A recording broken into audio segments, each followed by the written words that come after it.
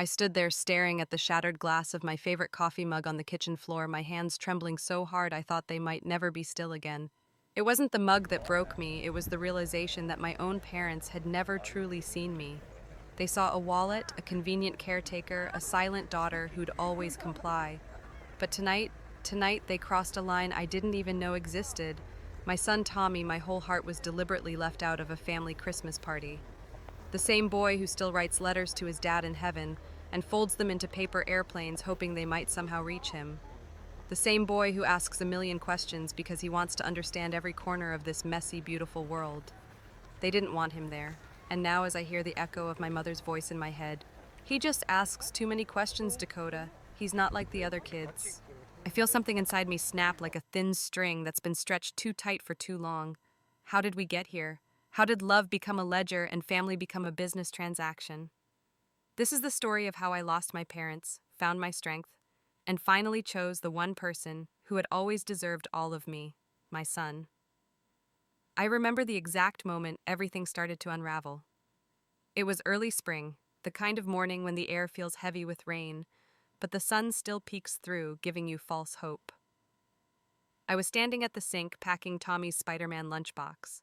He ran circles around the kitchen, talking non-stop about how caterpillars turn into butterflies, his voice so full of wonder it almost hurt to hear. After Mark died, mornings became the hardest. Mark used to help Tommy pick out his socks, pretending they were superpower boosters. Now it was just me trying to hold all the pieces together with trembling fingers. My parents didn't come around much after the funeral. When they did, they always had that look in their eyes, like they were assessing damage on a used car. Meanwhile, my sister Rachel floated through life like nothing had changed. She'd always been the star captain of her high school cheer squad, the good daughter, the one with the perfect Christmas cards. One Thursday morning, I got a text from Mom. "Can we talk tonight? Your father and I have been thinking about your future." My stomach dropped. When they say your future, they really mean their plans for my money. That evening, over stale coffee in their living room, they asked about Mark's life insurance. I felt like I was on trial. "So, how much did the company pay out again?" Mom asked, stirring her coffee, even though there was no sugar in it. I swallowed hard and forced the words out, $300,000. Dad's eyebrows shot up. "That's a lot of money, Dakota. You could really do something for the family with that." The family. Their definition of family had always been selective, mostly centered around Rachel and her perfect life. I watched as Rachel pretended to scroll on her phone, but shot me quick, calculating glances. Her lips twitched like she was holding back a smirk. I wanted to scream to throw the coffee mug across the room. Instead, I nodded, feeling my heart hammering against my ribs, like it was trying to escape.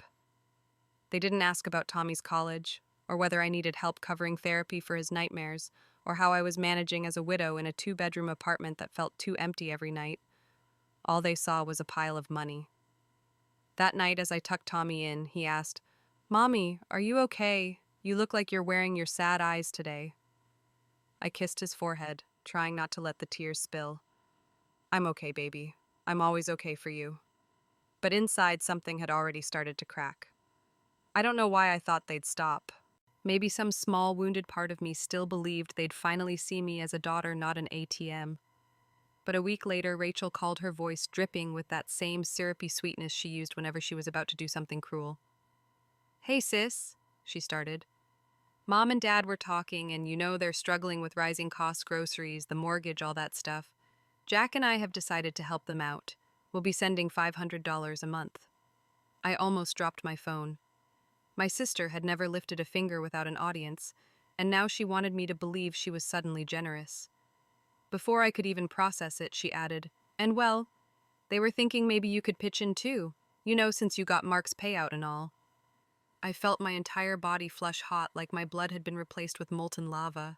I wanted to ask her where she found the nerve, how she could look me in the eye after watching me break down at Mark's funeral after seeing Tommy cling to my dress like he was afraid I'd disappear too. Instead, I heard myself say, "Okay, fine." I don't know why I said it. Maybe because I was so used to being the good girl, the one who didn't make waves. Maybe because I thought just maybe they'd finally love me the way they adored Rachel. When I told Tommy later that night that I might need to work a few extra hours, he tilted his head and said, "But why? You always say money can't buy the stars or hugs. It felt like he'd punched me right in the chest. The first transfer felt like watching a part of Mark slip away. I imagined him beside me, his big hands squeezing my shoulders, telling me I didn't owe them a damn thing. But his voice was only a whisper in the back of my mind. Weeks went by, each one chipping away at me. My parents' gratitude was hollow, like cheap candy that melts too fast. They stopped asking about Tommy's new science kit or how he finally learned to ride a bike without training wheels. They only asked, "Did the money come through yet?" I was drowning in the quiet betrayal of it all. Every day I rehearsed arguments in the shower, rehearsed saying no, rehearsed standing up for myself. But when the phone rang, I still picked up. I kept telling myself I was doing it for family, but the word family started to taste bitter in my mouth like spoiled milk. It was around mid-October when I first noticed Tommy's questions becoming softer, like he was testing the air before speaking. "Mom, why doesn't Grandma like when I talk about dinosaurs?" he asked one night, curled beside me under a patchwork quilt. His voice was so small it felt like it might disappear into the room if I didn't catch it fast enough. I swallowed hard, forcing a smile. "Oh, honey, she just doesn't understand how cool dinosaurs are. You know how grown-ups can be." But deep down I knew the truth. My parents didn't want a curious grandson.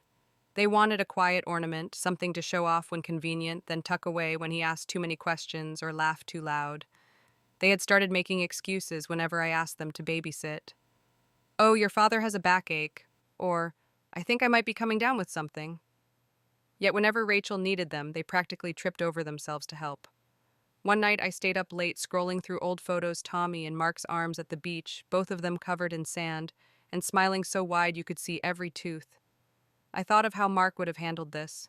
He would have told me to cut them off to protect Tommy's heart, even if it meant breaking my own. But I wasn't Mark. I had spent a lifetime tiptoeing around my parents' moods, trying to earn scraps of affection they handed out like cheap party favors. The final straw came on a Tuesday morning when I dropped Tommy at school. He clung to me a moment longer than usual, his arms tight around my waist. "Don't let them make you sad again today, okay, Mom?" he whispered. I nodded, blinking back tears, and watched as he ran into the building, his Spider-Man backpack bouncing behind him. In that moment, it hit me like a freight train. I had been sacrificing my son's sense of belonging, his innocence, just to appease people who saw him as an inconvenience. That evening, I called my mom and asked if she could watch Tommy the following Friday. Her voice was clipped. "Oh, Dakota, you know I have my yoga retreat. And besides, he's just so energetic. Maybe Sarah and Jim can take him." Sarah and Jim, my in-laws who had never once made Tommy feel like he was too much, who celebrated his questions, his curiosity, his messy art projects. After I hung up, I sat there in the dark, the phone still warm in my hand. I realized then that every dollar I sent them wasn't buying love, it was buying silence. Buying a seat at a table where I was never really welcome. And I decided right then and there that I was done paying. December arrived like a quiet storm each day, colder and darker than the last. I tried to wrap myself in the holiday spirit for Tommy's sake. We baked cookies shaped like rockets and dinosaurs, strung up lights so bright they made our little house glow like a lantern on our block. Then one evening, just as Tommy was painstakingly writing a letter to Santa asking for a telescope, my phone rang. It was Mom. "Dakota, sweetheart," she began, that sugary tone immediately setting off alarms in my head. "We decided this year's Christmas Eve will be adults only, no children." My breath caught in my throat. "Excuse me. We want to have wine, adult conversation, no mess, no noise," she explained, as if she were describing a change in casserole recipes instead of excluding my son from Christmas. I looked over at Tommy, his brow furrowed in concentration, as he wrote, "Dear Santa, do your reindeer really know how to fly, or is it magic?" My heart twisted in my chest so violently I thought it might rip open. "But it's Christmas," I whispered. "Oh, don't be so dramatic. Leave Tommy with Sarah and Jim. You can come by yourself, dress up a little, have fun, like before you became a mother," she said, her voice light, dismissive, completely oblivious to the earthquake tearing through me. I hung up and sank to the floor, my back against the kitchen cabinet. I pressed my hand to my mouth to stop the sob from escaping. Tommy looked up wide-eyed. "Mommy, did I do something wrong? Did Grandma get mad at me?" I crawled over to him and held him so tight I felt his little heart beat against mine. "No, baby, you didn't do anything wrong. Not ever." That week was a blur of angry thoughts and tearful nights.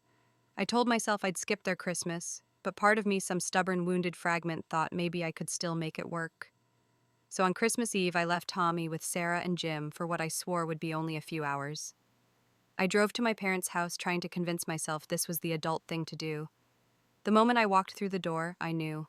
Laughter, bright lights, and children, so many children running around in paper crowns squealing over candy canes. I stood frozen, each breath slicing my lungs like glass.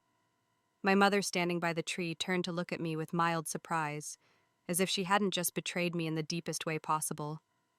I realized then it wasn't a no children party. It was a no Tommy party. I felt the room tilt beneath me as if the floor had vanished and I was standing on air. My hands went numb. I almost dropped the gift bag I had clutched so tightly all the way from the car. Aunt Marie was the first to notice. "Dakota, where's Tommy? Oh, honey, tell me he's not sick on Christmas Eve." Before I could answer, my cousin Jake came bounding over. "I brought my new science kit to show Tommy. Where is he?" The words tangled in my throat, clawing for an exit, but nothing came.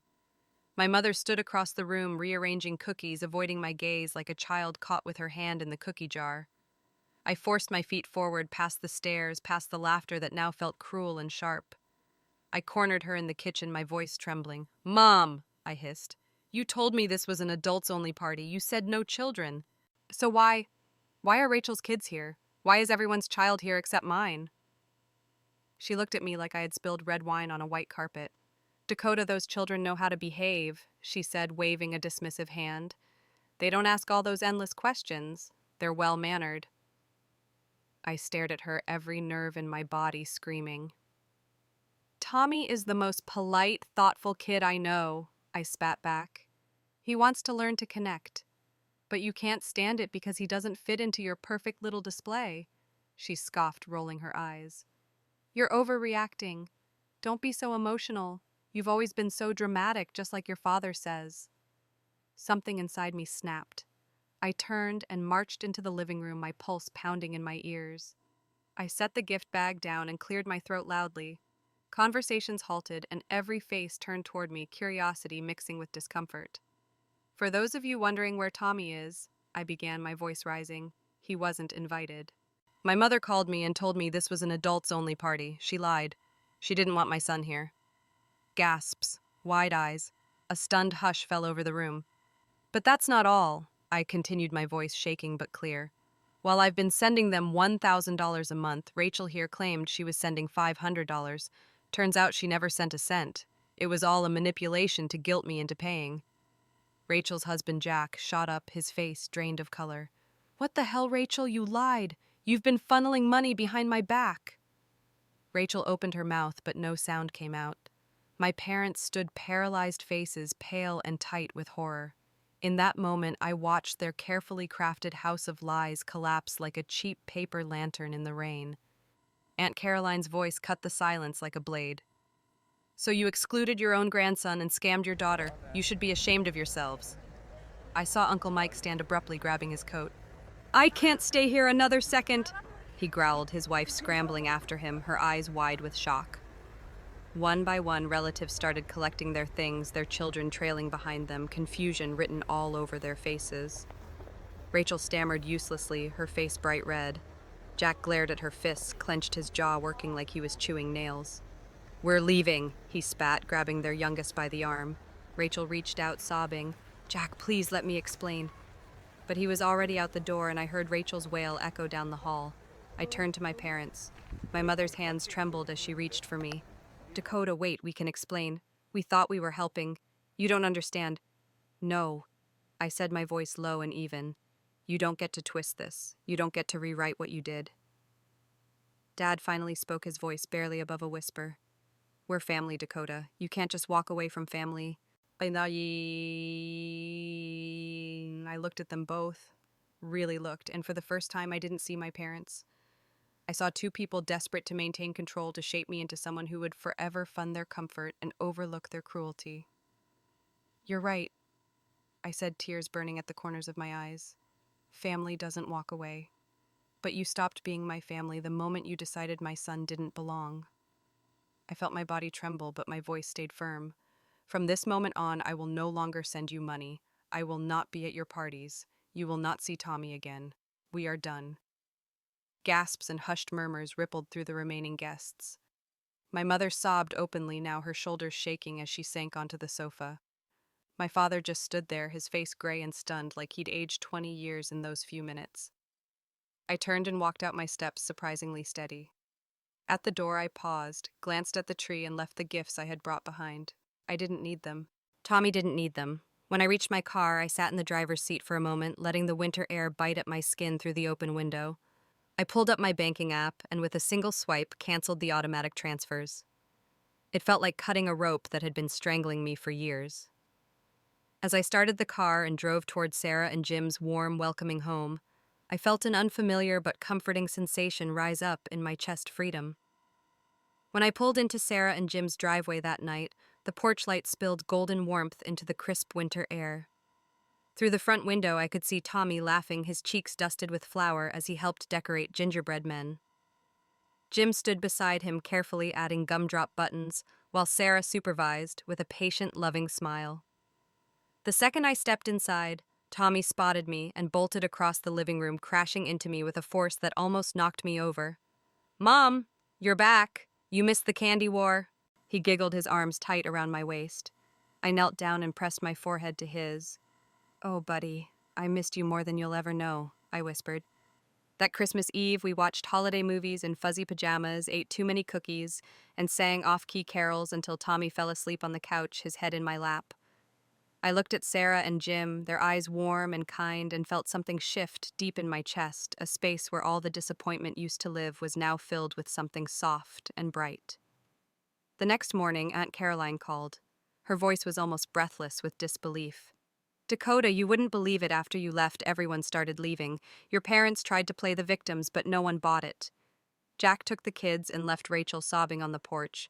Uncle Mike called them manipulators right to their faces. It was like watching a dam burst. I sat there in stunned silence, tears spilling down my cheeks. "Thank you," I finally croaked. "We're on your side," she said firmly. "Always. And we want you and Tommy to come for dinner next weekend. No conditions, just love." After I hung up, I looked down at Tommy, still curled up and breathing softly. I thought of all the nights I'd wondered if I was enough for him, if I was strong enough to protect his bright, curious spirit. In that moment, I knew the answer. Over the next few months, invitations rolled in: Sunday barbecues at Uncle Mike's backyard, movie nights at Aunt Caroline's. Tommy started calling Sarah and Jim Grandma and Grandpa without hesitation, and every time I heard it, my heart felt whole in ways I didn't even know were possible.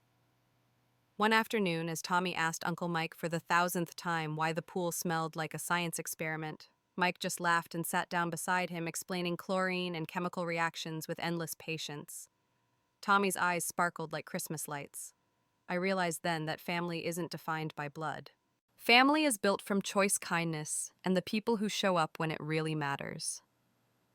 Looking at Tommy's messy hair and flower-covered smile, I knew we had finally found our true home. When I look back now, I can't believe how long I tried to shrink myself to fit into a family mold that was never designed for me.